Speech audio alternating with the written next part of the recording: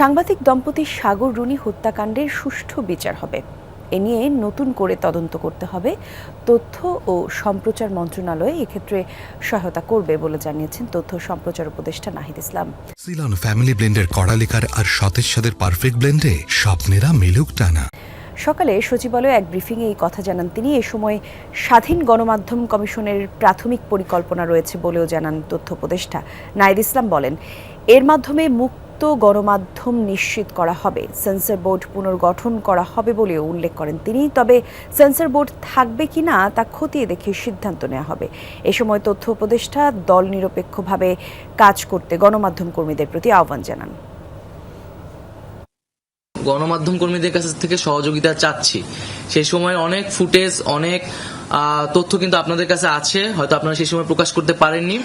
এই সময় কিন্তু এটা খুবই গুরুত্বপূর্ণ, কারণ তদন্ত চলবে, শুরু হয়ে গেছে বিভিন্ন ধরনের আন্তর্জাতিকভাবেও এবং দেশীয়ভাবেও বিচার প্রক্রিয়া শুরু হয়ে গেছে, এবং এটা তো আসলে আমাদের একটা ন্যাশনাল মেমোরিরও বিষয়।